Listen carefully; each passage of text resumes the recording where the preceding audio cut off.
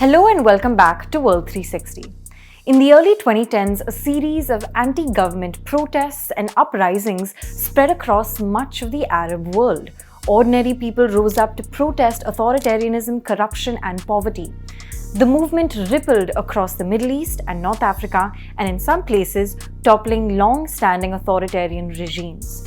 What's ironic is the small nation that set off this revolutionary movement now finds itself in a position where its own democracy is under threat. I'm talking about Tunisia, the small North African country strategically close to vital shipping routes.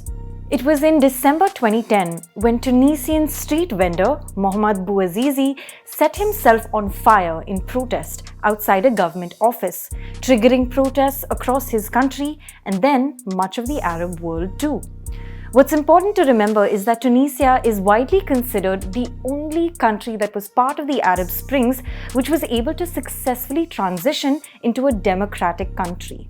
In countries like Sudan and Yemen, the transition has been quite bloody, and power grabs triggered the return of authoritarianism and exploitation. Egypt still has a military regime today, and Syria, after a decade of civil war and terrorism, is still ruled by al-Assad.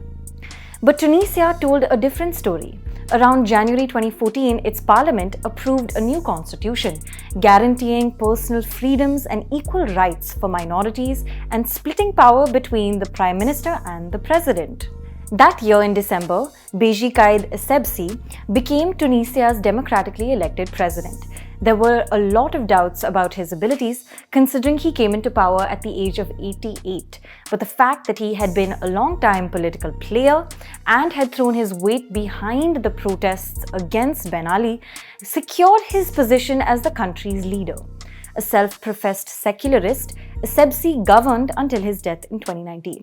Now, during these years, Tunisia's fragile democracy faced many challenges, such as a rise in Islamic State terrorist attacks and internal political tensions between Islamist and secularist parties. Come October 2019, former law professor Kais Saied was elected as the president. Nicknamed the Robot for his deadpan expressions, Saied held some pretty conservative views. For example, he was opposed to equal inheritance for men and women and wanted to restore the death penalty, which had been suspended in Tunisia since 1994. At the same time, Kais inspired the people with his promises to clean up corruption in the country and use the law to provide electoral reforms such as changes to local elections for regional representatives. But perhaps betting on Kais Saied wasn't the best call. Tunisia is currently engulfed in street protests, with people, including some members of parliament, accusing their leader of a failed dictatorship and attempting to impose a one-man rule. This was in response to Saied's decision last month to dissolve the parliament. On top of that, the parliament had actually been suspended since last July, when Kais had sacked the prime minister in a bid to expand his executive powers. So it's almost as though we're seeing a complete 360 in Tunisia. Protests are back, people are denouncing their leader, accusing him of monopolizing power. Only this time, it's all the more tragic because it's an elected leader that has brought the country's democracy under threat. Reports also indicate that Kais is considering banning opposition figures from running in future elections. In an op-ed for Al Jazeera, writer and political activist Lorenzo Marsilli writes of how the world continues to watch the war in Ukraine, but is not providing enough attention to a country like Tunisia.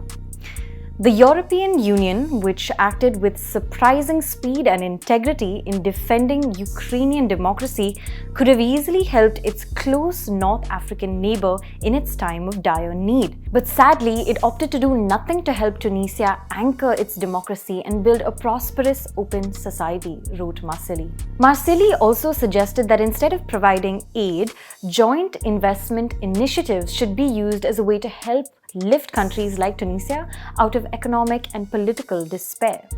He writes, "Imagine a special international institution that brought rich and poor democracies together.